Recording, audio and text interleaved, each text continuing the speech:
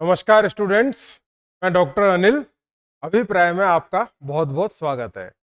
जैसा कि आपको विदित है, हमारे द्वारा हमारे इस YouTube चैनल पर आपको एलडीसी से संबंधित क्लासेज निःशुल्क उपलब्ध करवाई जा रही हैं।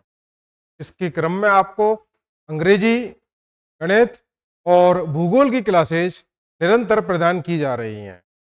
तो हमने अभी जो पिछली वीडियोज में एलडीसी के सिलेबस के उपविभाग में जो कंटेंट है, सिलेबस में क्या क्या कवर किया हुआ है, इससे संबंधित परिचर्चा की थी।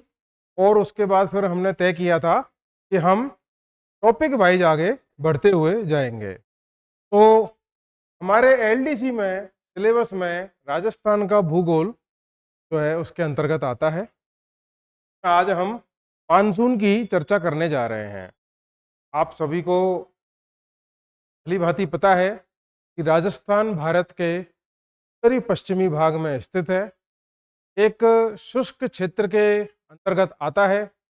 मानसूनी हवाओं का यहाँ इतना अधिक प्रभाव नहीं रह पाता, क्योंकि अरब सागरीय मानसून अरावली पर्वत श्रृंखला के समानांतर निकल जाता है और बंगाल की खाड़ी का मानसून यहाँ तक पहुँचते पहुँचते अपनी नमी में कमी कर देता है, ये आर्द्रता वो खो देता है।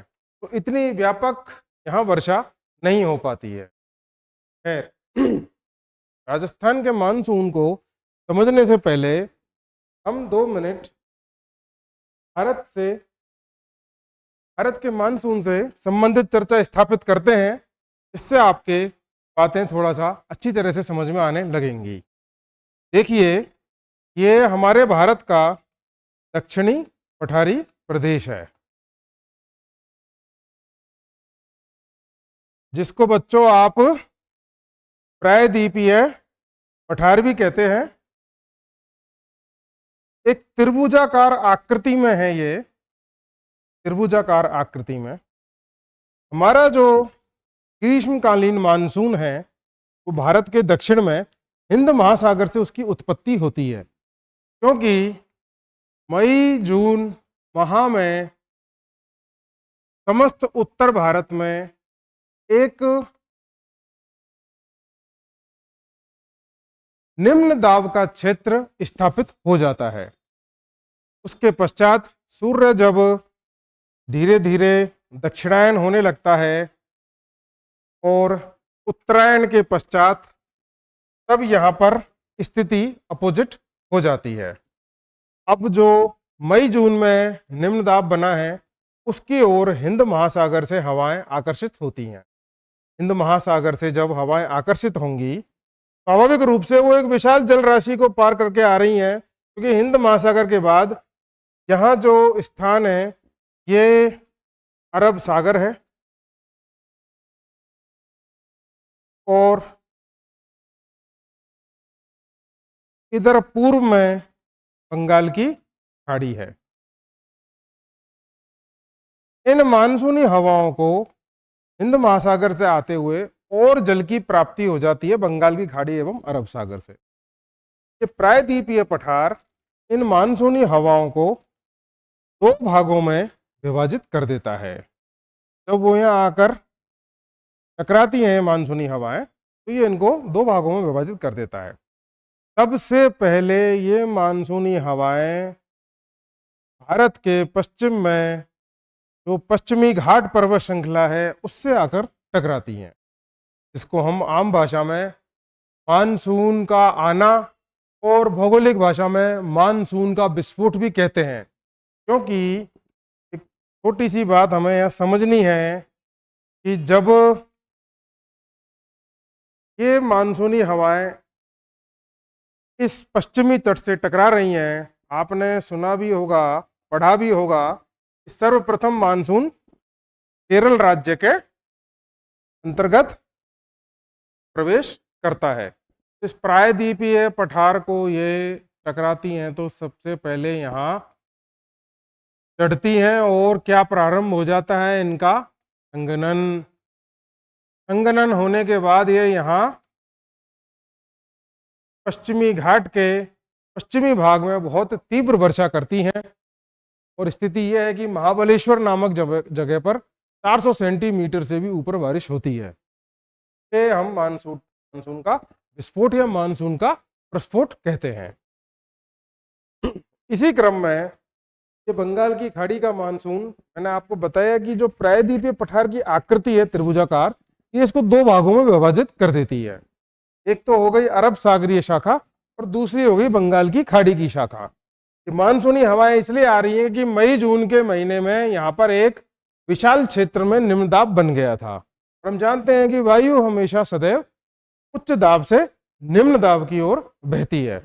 अब वो जहां से आ रही है ये इतनी बड़ी राशि, तो क्या है, जल राशि में से वो जल की आर्द्रता को ग्रहण कर लेती है ना। तो मानसून की दो शाखाएं होती हैं। ये बंगाल की खाड़ी का मानसून यहाँ उत्तरी पूर्वी भारत और इन सब हिमालय के निचले क्षेत्रों में, जो ये तलहटी क्षेत्र हैं हिमालय के, इनमें बहुत अच्छी बारिश करता है। उत्तरी पूर्वी क्षेत्र में आपने मेघालय के अंतर्गत चेरापूंजी और मोसिनराम सुने होंगे। दोनों क्षेत्रों में बहुत ज्यादा वर्षा होती है। अब हम इस बात को राजस्थान के संदर्भ में समझें। ये अरब सागरीय मानसून यहाँ पर एंट्री लेता है पश्चिमी घाट पर्वत श्रृंखला के पश्चात और राजस्थान में प्रवेश करता है। राजस्थान में इसकी मानसून की स्थिति इस प्रकार से बनती है। कंसेप्चुअल बातें हैं बच्चों, संकल्पनात्मक, इसको हमें समझते हुए चलना है। बहुत ज्यादा भारी बातें नहीं हैं ये। अरब सागरीय शाखा अरावली पर्वत श्रृंखला के समानांतर निकल जाती है। जो अरब सागरीय शाखा है वो अरावली पर्वत श्रृंखला के समानांतर आगे निकल जाती है, हिमाचल प्रदेश और दिल्ली इधर क्रॉस कर जाती है। दूसरा जो बंगाल की खाड़ी का मानसून है वो राजस्थान तक जब पहुंचता है तो यहाँ से आते आते पश्चिम बंगाल, बिहार, उत्तर प्रदेश, इन सबको पार करते हुए वो आता है, तो उसकी नमी इतनी नहीं रह जाती राजस्थान में आते आते, अतः ये भी छींट पड़ जाता है। राजस्थान का जो सर्वाधिक भाग है वर्षा प्राप्त करने वाला वो ये दक्षिणी पूर्वी क्षेत्र है। आपने सुना भी होगा कि सर्वाधिक आर्द्रता वाला जिला कौन सा है? झालावाड़।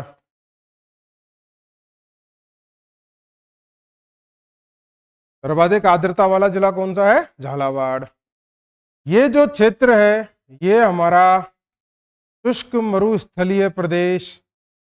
यहाँ ये वर्षा 5 सेंटीमीटर रह जाती है, 5 सेंटीमीटर। इसीलिए कई परीक्षाओं में पूछा गया है कि सर्वाधिक परिवर्तनशीलता वाला, किसकी परिवर्तनशीलता? वर्षा की परिवर्तनशीलता। वर्षा की परिवर्तनशीलता वाला जिला कौन सा है? जैसलमेर। यहाँ ये जो दक्षिणी पूर्वी क्षेत्र है ये 100 सेंटीमीटर से अधिक वर्षा प्राप्त करता है, और जबकि ये यहाँ आते आते ये वर्षा जैसलमेर और इन क्षेत्रों में मात्र 5 सेंटीमीटर रह जाती है। ठीक है, अब तक आपके पास समझ में आई? अब देखिए आप, ये जो अरावली पर्वत श्रृंखला है ये 50 सेंटीमीटर की कम वर्षा रेखा, 50 सेंटीमीटर की कम वर्षा रेखा इसके समानांतर गुजरती है अरावली पर्वत श्रृंखला के। अर्थात इसका अर्थ क्या है? समवर्षा रेखा का पूरे संपूर्ण क्षेत्र में 50 सेंटीमीटर वर्षा होती है। तो ये अरावली एक्सिस बना रही है दक्षिण पश्चिम से उत्तर पूर्व की ओर, एक विकर्ण के रूप में विस्तृत है, और ये जो इसका एक्सिस है ये 50 सेंटीमीटर की समवर्षा रेखा के समानांतर है। जबकि इसके अगर पश्चिम की बात करें तो ये थार मरुस्थल प्रदेश, इस थार मरुस्थल प्रदेश को दो भागों में विभाजित कर देती है 25 सेंटीमीटर की समवर्षा रेखा। बहुत बोझ की बात नहीं है, आप धीरे धीरे इन बातों को अच्छी तरह समझ पा रहे होंगे। हमने भारत के संदर्भ से प्रारंभ किया था कि जो हमारा ग्रीष्मकालीन मानसून राजस्थान में आता है तो वो किस प्रकार से भारत में प्रवेश करता है और फिर वो राजस्थान तक पहुंचता है। कौन सी ऐसी दशाएं और वायुदाब की स्थितियां बनती हैं जिनकी वजह से ये मानसून यहाँ भारत में आता है। उसके बाद फिर हम राजस्थान में जब चल रहे हैं तो यहाँ पर सबसे बड़ा जो प्रभाव है वो अरावली पर्वत श्रृंखला का है, क्योंकि राजस्थान की जो जलवायु है वो प्रभावित कई सारे कारकों से होती है। राजस्थान की जलवायु को प्रभावित करने वाले कारक, इसमें आप जो हमारी ये क्लास है इसमें हम दो तरह की बातें लेके चल रहे हैं जिनको आप अच्छी तरह से समझते रहिएगा। देखिए, संकल्पनात्मक बातें जिनको हम अपन अवधारणा भी कहते हैं, कॉन्सेप्चुअल। दूसरा फैक्चुअल, मतलब कि तथ्यात्मक। और अगर अपन बात करें तो ये चीज सिर्फ भूगोल ही नहीं, कई सारी विषयों में भी लागू होती है। धारणाएं भी होती हैं, संकल्पनाएं और तथ्य भी होते हैं। दोनों चीजें हमें किसी भी विषय में समझते हुए चलनी है, वो बेहतर तरीके से हमारे समझ आता है। प्रश्न भी दोनों ही प्रकार के होते हैं, फैक्ट भी पूछ लिए जाते हैं, डायरेक्ट सीधी बात कि हाँ या नहीं, और दूसरी बात कंसेप्ट भी पूछ लिए जाते हैं। कथन कारण के जो प्रश्न होते हैं वो अधिकतर संकल्पनात्मक वाले होते हैं। राजस्थान की जो जलवायु है उसको प्रभावित करने वाले कारक कई सारे हैं, जैसे कि राजस्थान का अक्षांशीय विस्तार,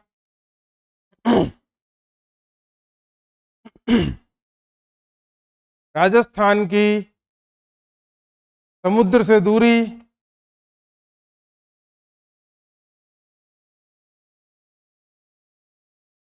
अरावली पर्वत की स्थिति,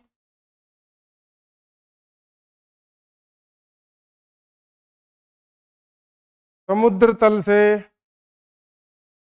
ऊंचाई,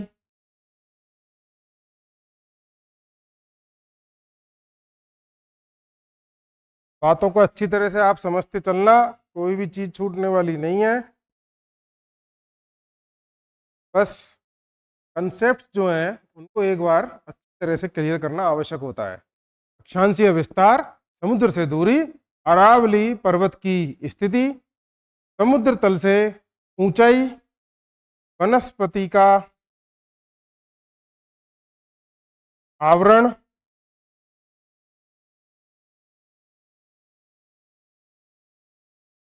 ये मुख्य ऐसे तथ्य हैं जो राजस्थान की जलवायु को सीधे सीधे प्रभावित करते हैं। तो अक्षांशीय विस्तार की बात करें, राजस्थान के हम सब जानते हैं कि दक्षिणी भाग से कौन सी रेखा गुजरती है? कर्क रेखा। कर्क रेखा, ये कर्क रेखा कहां से गुजरती है बच्चों? बांसवाड़ा के कुशलगढ़ से, बांसवाड़ा के कुशलगढ़ से, और डूंगरपुर की क्या बनाती है? दक्षिणी सीमा। एक काल्पनिक रेखा है, अक्षांशीय है, लेकिन इससे हमें बहुत अच्छी तरह समझ में आ पाता है कि हम किसी स्थान की स्थिति का निर्धारण कर सकें तो अक्षांश और देशांतर उसके लिए बहुत सहायक होते हैं। तो इस कर्क रेखा का जो दक्षिणी भाग है, अभी इसको भारत के संदर्भ में आप बहुत अच्छी तरह समझ पाएंगे। ये कर्क रेखा भारत को दो भागों में विभाजित करती है। इसका उत्तरी भाग, कर्क रेखा का उत्तरी भाग किसके अंतर्गत आता है? शीतोष्ण कटिबंध। और दक्षिणी भाग किस में आता है? उष्ण कटिबंध। कर्क रेखा के दक्षिण में उष्ण कटिबंध और उत्तर में शीतोष्ण कटिबंध। इस आधार पर हमारा राजस्थान कर्क रेखा के उत्तर में है। अब कर्क रेखा के उत्तर में है तो हम समझ सकते हैं इस बात को बहुत अच्छी तरीके से कि ये पूरा भाग शीतोष्ण अथवा उपोष्ण कटिबंध में आता है। शीतोष्ण या उपोष्ण कटिबंध में आता है।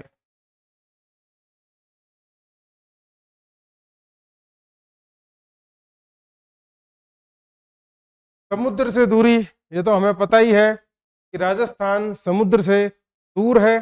समुद्र की जलवायु हमेशा समकारी प्रभाव रखती है। जल देर से ही ठंडा होता है, देर से ही गर्म होता है, उसे समकारी प्रभाव कहा जाता है। तापांतर बहुत अधिक नहीं पाए जाते हैं।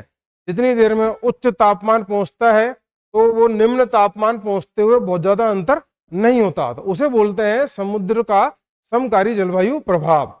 लेकिन उस राजस्थान समुद्र से काफी दूर है तो यहाँ पर तापमान अत्यंत उच्च भी मिलते हैं और निम्न निम्न भी मिलते हैं। अरावली पर्वत की स्थिति, अरावली पर्वत की बात हमने अभी की है कि ये अरब सागर मानसून को पैरेलल निकाल देती है, समानांतर आगे निकाल देती है। एक अवरोध का इतना बड़ा काम नहीं कर पाती कि ये उस अरब सागरीय मानसून को रोक सके और वर्षा करवाने में सहायक हो। समुद्र तल से ऊंचाई, समुद्र तल से ऊंचाई में जो राजस्थान का दक्षिणी पश्चिमी भाग है, ये हम जानते हैं कि ये काफी ऊंचा भाग है अरावली पर्वत श्रृंखला का। माउंट आबू है ना, यहीं स्थित है इसी क्षेत्र में। और गुरु शिखर जो हमारे राजस्थान की सर्वोच्च चोटी है, साथ ही हिमालय और नीलगिरी के मध्य की भी सबसे ऊंची चोटी है गुरु शिखर। अरावली पर्वत श्रृंखला की सबसे ऊंची चोटी है गुरु शिखर, राजस्थान की सबसे ऊंची चोटी है गुरु शिखर, और हिमालय एवं नीलगिरी दोनों पर्वत श्रृंखलाओं के मध्य की भी सबसे ऊंची चोटी है गुरु शिखर। तो ये भाग ऊंचाई में होने के कारण यहाँ पर तापमान थोड़े कम मिलते हैं, क्योंकि हम जानते हैं कि ऊंचाई के साथ तापमान हमेशा घटता है, कम होता है।